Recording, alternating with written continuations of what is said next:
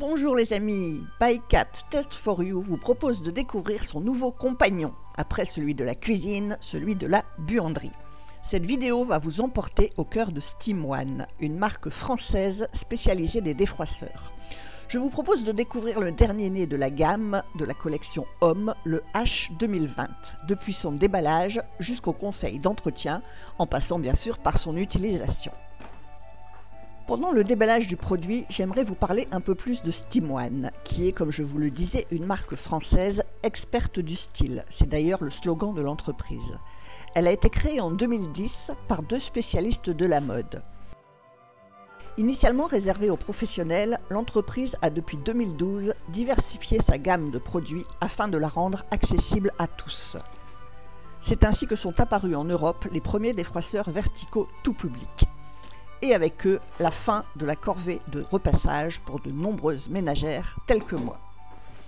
En effet, avec un défroisseur, on obtient un linge impeccable, sans effort et en un temps record. Je comprends que vous n'ayez pas envie de me croire sur parole. C'est pourquoi je vous propose d'en apporter la preuve en images. Je vais vous présenter le dernier né de l'entreprise de la gamme Homme, le défroisseur vertical H 2020. D'autres modèles sont disponibles, notamment des modèles nomades, très pratiques à glisser dans une valise pour avoir une tenue impeccable, même en déplacement.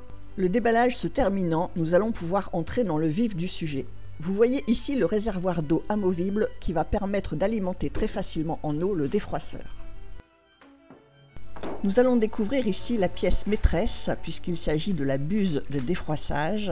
Celle-ci est prolongée par un tuyau souple et renforcé afin de le rendre maniable et très résistant.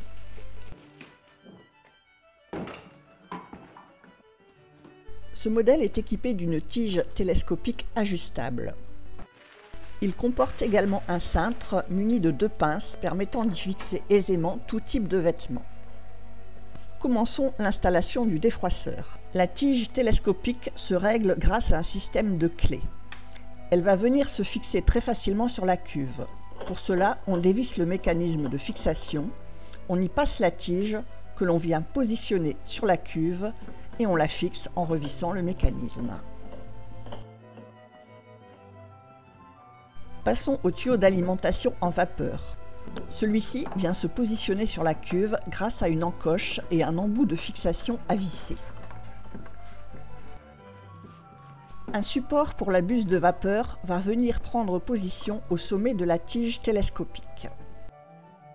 Le cintre va venir se glisser dans l'encoche prévue à cet effet sur ce support.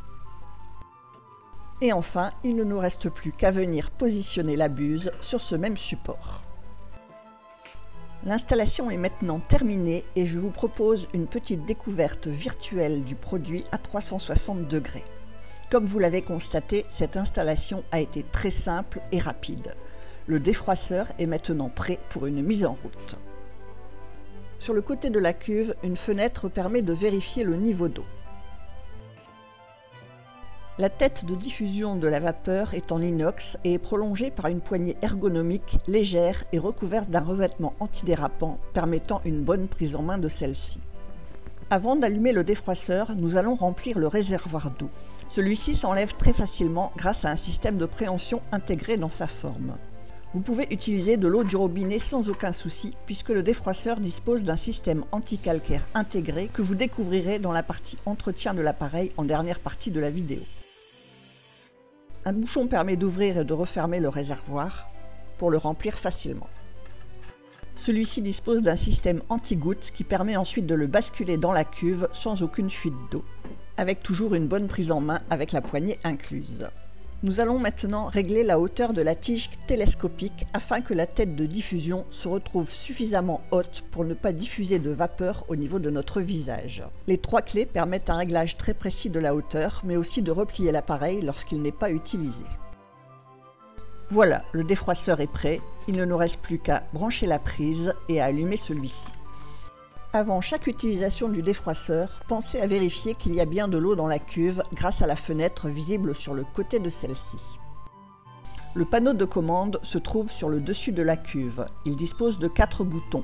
Un bouton marche-arrêt à gauche, Par défaut, lors de l'allumage, le défroisseur est en position maximale. Il est possible de diminuer l'intensité de vapeur en appuyant sur le second bouton ou de repasser en puissance maximale grâce au troisième bouton. Sur la droite, le bouton est un indicateur signalant que le réservoir d'eau est vide, nous le verrons tout à l'heure. Une fois allumé, le défroisseur est prêt à être utilisé en 60 secondes chrono. Le temps pour vous d'installer votre vêtement sur le cintre et il est prêt. Lors de vos premières utilisations, vous aurez certainement quelques difficultés à avoir un linge parfait. La manipulation d'un défroisseur nécessite le respect de quelques conseils afin d'adopter les bons gestes et être efficace. Je vous propose de les découvrir ensemble. Le premier, nous l'avons vu tout à l'heure, concerne la sécurité. Pour éviter le risque de brûlure, il est important d'adapter la hauteur du support de la tête de diffusion à votre taille. Pour info, je mesure 1,70 m, donc ce modèle ne présente aucun souci de hauteur. Le bon geste pour défroisser votre linge est de toujours utiliser la tête de diffusion dans un mouvement vertical allant du haut vers le bas. Il est important de bien respecter ce sens de haut vers le bas pour un résultat optimal d'une part, mais également pour éviter de déformer les fibres de vos vêtements. Cette chemise est un cadeau empoisonné de mon fils car elle contient 74% de coton et 26% de lin, autant dire un chiffon ambulant. Mais observez attentivement la partie droite de cette chemise et regardez la différence obtenue en un seul passage. Avec le défroisseur, je vais obtenir un résultat parfait en un temps record. Voyons maintenant la situation de profil, toujours afin d'adopter le bon geste. La tête de diffusion doit être appliquée fermement sur le linge. Pour éviter tout risque de brûlure en maintenant le vêtement, il est important d'utiliser le gant fourni avec le défroisseur. Celui-ci vous permet en effet de mettre la main à proximité de la tête de diffusion sans risque de brûlure par la vapeur. Par contre, attention, ne mettez surtout pas la main derrière le linge au contact direct de la tête de diffusion. Pour réussir plus facilement à défroisser les bords d'une chemise, il est possible de passer le défroisseur par l'intérieur du linge. Mais attention à la vapeur vers votre visage, adoptez une position adéquate.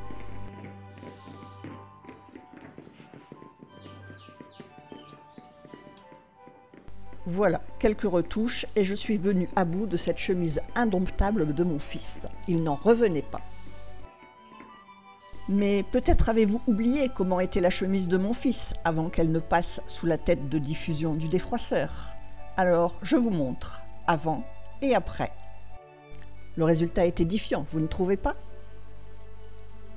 Le défroisseur SteamOne H2020 est efficace contre quasi 100% des bactéries, germes et virus, et notamment il est efficace sur le Covid-19. Cette efficacité a été prouvée par des tests réalisés en laboratoire. Alors, en plus de me fournir un linge impeccable, le défroisseur m'offre la garantie d'un linge plus sain. Il peut d'ailleurs être utilisé sous tous vos textiles et également sur les textiles d'ameublement, tels que canapés, matelas ou autres.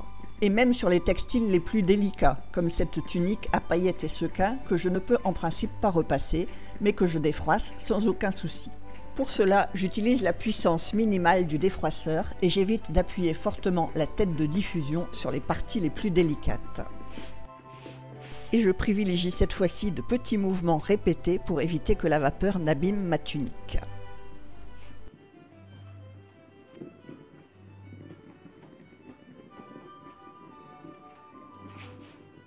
Avec le défroisseur, ma tunique devient impeccable en seulement quelques instants.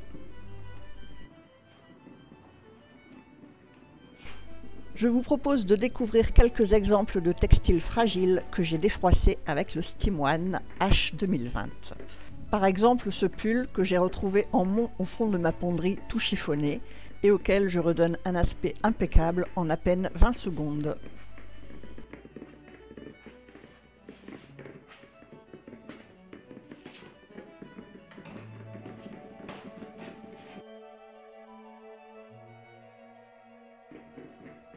Ou encore cette tunique dont les nombreux plis et replis rendent le repassage cauchemardesque, mais qui devient un jeu d'enfant avec le défroisseur.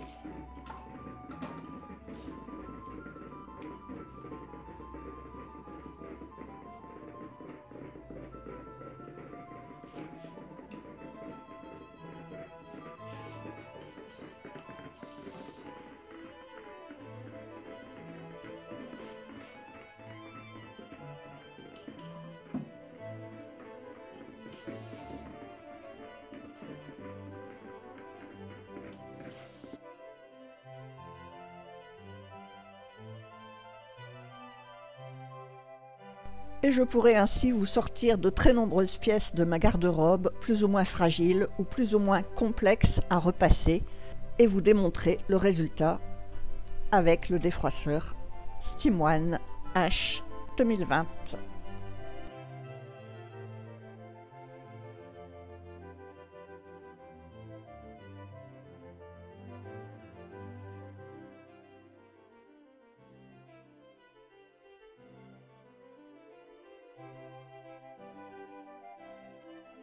Avant de vous quitter, voici toutes les astuces pour entretenir votre défroisseur et ainsi lui conférer une longue vie de défroissage. Tout d'abord, je vous l'ai dit, surveillez le niveau d'eau visible sur le côté de la cuve. Le réservoir est amovible, il dispose d'1,1 litre d'eau et il est important de bien vérifier qu'il y ait de l'eau dans la cuve avant toute mise en route de l'appareil. Une fois mis en route, l'appareil est prêt en moins de 60 secondes.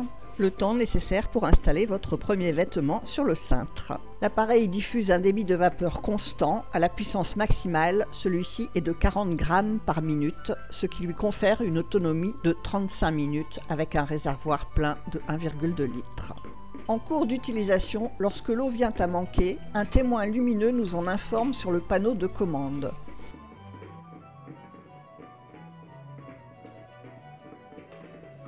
Une lumière rouge se met à clignoter sur le 4e bouton et au bout de quelques instants, l'appareil cesse de fonctionner. Les voyants marche et débit de vapeur se sont éteints. Il vous faudra alors remplir le réservoir d'eau. Avant de le faire, il est important d'éteindre le défroisseur et de débrancher l'appareil, puis de procéder comme nous l'avons vu à plusieurs reprises. Comme je vous le disais en début de vidéo, le réservoir peut être rempli avec l'eau du robinet. Il n'est pas nécessaire, comme pour une centrale vapeur, d'utiliser de l'eau déminéralisée puisque le défroisseur est équipé d'un système anti-calcaire.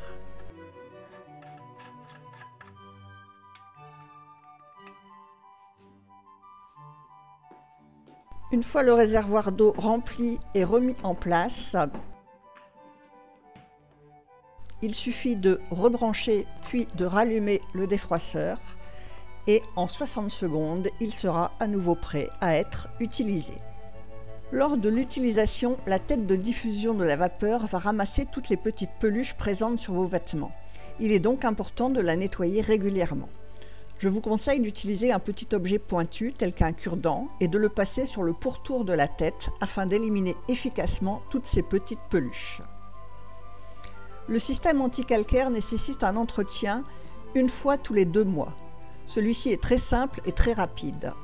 Après avoir ôté le réservoir d'eau, vous allez basculer le défroisseur. Sur le dessous se trouve un bouchon collecteur de tartre. Il vous suffit alors de le dévisser et vous pouvez constater que celui-ci est recouvert d'une pellicule blanchâtre. Tout le tartre présent dans votre eau du robinet est venu se déposer sur le bouchon. Vous allez ensuite positionner le défroisseur au-dessus d'un récipient pouvant recevoir de l'eau.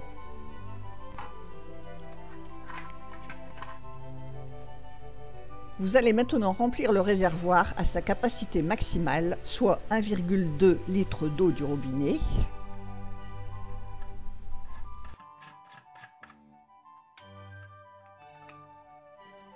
Puis vous allez venir insérer le réservoir à son emplacement.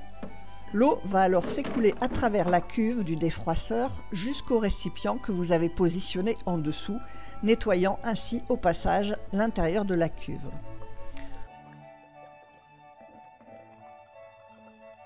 Pendant ce temps, vous allez nettoyer le bouchon de son dépôt de calcaire.